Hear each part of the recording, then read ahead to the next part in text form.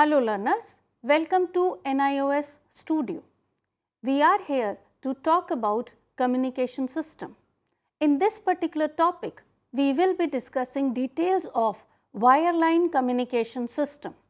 When we say wireline communication system, it means a communication system which is using a guided medium. In this particular topic, you will be able to describe two different modes of communication. You will be able to explain wireline communication via the transmission lines. Also, you will understand the basic working of an optical fiber. Let's discuss about the two modes of communication. Whenever we are talking about communication system, they can be put forth into two broad categories. These two broad categories include the first one being a wireline communication system, where we are making use of a guided medium, which means there is a wire in between or a connecting link.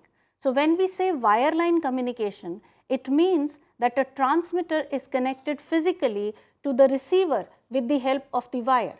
For example, in a telephone landline network, we have the signal source which is propagated via a guided medium through the help of some wire or an optical cable and is received at the other end through the receiver. So, over here this guided medium is acting in between and passing the signal from the source to the receiver. Such communication is a wireline communication. Similar to the wireline communication, we have another communication which is known as wireless communication. When we see wireless communication, it simply means that there is no medium in between the transmitter and the receiver. So, over here the transmitter radiates the signal and the radiated signal is received by the receiver. So, the radio wave transmission is an example of wireless communication. So, the transmitter sends the signal via air or space and these signals are simply received by the receiver. So, this type of communication which is using an unguided medium is known as wireless communication system. Today, we will discuss in details various kinds of wireline communications, which means communication systems which require some guided media in between to pass the signal or the information from one end to the other end.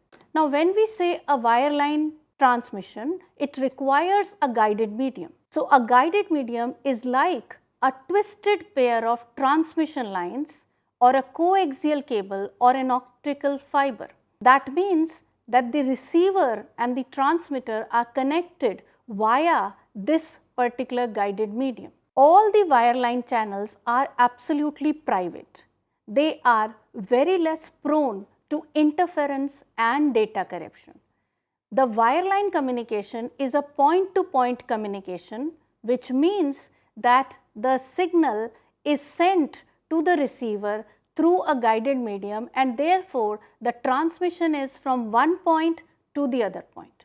A simple wireline channel conducts and connects single transmitter to a single receiver. That is something which is very important. Now, different types of wireline communications or the guided signal transmissions. Let us discuss about the different types of guided medium which are used for wireline communication systems. Now, the material medium which is forming a path for the transmission can be of different kinds. We have different kinds of medium which can be used to form the path of transmission. For example, we can consider a pair of parallel conductors which are separated by a dielectric medium. So, the simplest form of transmission line is used in case of a telephone. So, when we look at a telephone, it simply consists of a pair of parallel conductors which are separated by a dielectric medium like air or any other such medium. Now, these simple pair of conductors have noise susceptibility and they have a very limited utility. In order to enhance the utility, we primarily make use of a twisted pair of wires. So, the wires are twisted like this so that they are able to reduce the noise susceptibility and the utility is enhanced. These twisted pair of wires are primarily used in computer networking. They have comparatively less noise at higher frequency. Apart from using these twisted pair of wires, we make use of coaxial cables. When we say coaxial cables, there is one conductor which is hollow and the other is placed inside that conductor, and it is used to carry the signal. So, the cable TV signals are basically making use of coaxial cables. They are useful in the limited range up to 40 gigahertz, so that even a video signal can be transmitted from one end to the other end. With the twisted cables, it is not possible to transmit a video cable because it cannot have frequencies lying in the gigahertz range. When we say a video signal, automatically we require a medium which can transmit in the gigahertz range. One of the best mode of transmission is the optical fiber, and this is something which is used nowadays throughout in all the wireline communication systems. When we look at an optical fiber simply looks like a plastic material or a glass or silica based material. But the utility of the optical fiber is high because over here it is the light which is being used to transmit the information from one end of the optical fiber to the other end of the optical fiber. The advantages are too much. Unlike the other set of cables where electrical pulses are used, in this case it is the light pulse which is primarily being used.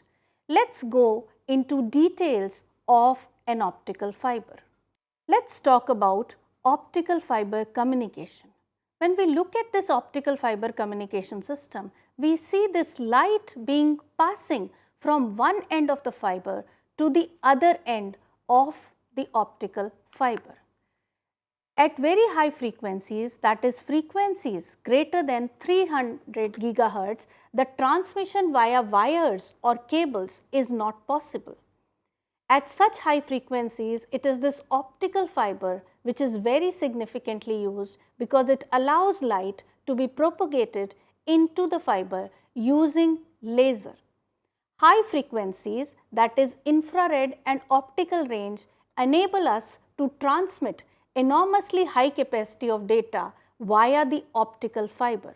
That enables optical fiber to have very high utility. The communication capacity of the visible light in an optical fiber is 10 raised to power 6 times more than the typical microwave in a metallic conductor. And that's why in case we want to send large data, we cannot do that with the help of coaxial cables or twisted cables, and these optical fibers come to a rescue where we are able to send very large data without any issue of the bandwidth. Let's talk about the construction of an optical fiber. When we look at an optical fiber basically consists of a doped silica core of refractive index N1. The inner layer is known as the core, followed by this outer layer which is known as the cladding. There is a difference between the refractive index of the core and the refractive index of the cladding. Usually, the refractive index N1 of the core is much higher than the refractive index of the cladding, which is denoted by N2. Other than this core and cladding, there is a layer which is known as a buffer coating, which acts like a protective layer on top of the optical fiber. So basically, when we look at an optical fiber consists of a core. On top of the core there is this cladding, and on top of the cladding there is this protective sheath which is known as the buffer coating. The refractive index of the core is the highest, followed by the refractive index of the cladding, while this protective sheath is opaque to light, which means that the light will only interact with the core and the cladding, and this protective sheath will simply act like absorbing the extra light. Now, the optical fiber is primarily based on the principle of total internal reflection. You have read previously in optics that whenever a ray of light enters from a denser medium to a rarer medium, it bends away from the normal. Now, if the light enters at an angle which is equal to the critical angle of the optical fiber, in that case this angle of refraction becomes equal to 90 degree. Now, any incident angle greater than the critical angle leads to this refracted ray back into the same medium, and thus this phenomena of refraction is known as total internal reflection. It is this total internal reflection which is being used in an optical fiber. So, over here in an optical fiber, the light is guided into the fiber by making use of this phenomena of total internal reflection. Let us see how the light is guided into the optical fiber. So, the light enters into the core of the optical fiber and it reaches at the core cladding interface. So, when you look at this figure, this light is entering into the core, the light is being launched by the laser. This light, when it enters into the core, travels and reaches up to the core cladding interface. At the core cladding interface, since the refractive index of the core is greater than the refractive index of the cladding, this light undergoes the phenomena of total internal reflection, which means it bends inside the core only. And then again at this interface, it again gets totally internally reflected. And this process continues, and thus whatever light we have launched from one end of the optical fiber through a series of total internal reflections manages to reach towards the other end of the optical fiber. Now, whatever signal we want to send, that signal can be put onto this light, and the light will carry that signal along with it from one end of the optical fiber to the other end of the optical fiber. And we are able to transfer data over very large distances. Throughout the ocean bed, large number of optical fibers, kilometers and kilometers in length, are being laid, and the whole data is being transferred from one end of the earth to the other end of the earth via this optical fiber. So, optical fiber is supposed to be one of the best modes of data transmission in a wireline communication system. In the figure over here, we can clearly see how the light is propagating through an optical fiber. The core is facilitating the phenomena of total internal reflection, and the light is passing from one end of the optical fiber to the other end of the optical fiber.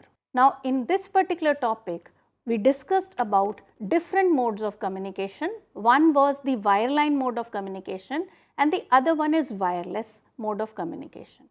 We discussed the details of wireline communication system via the transmission lines, and we talked about the twisted wires and the coaxial cables.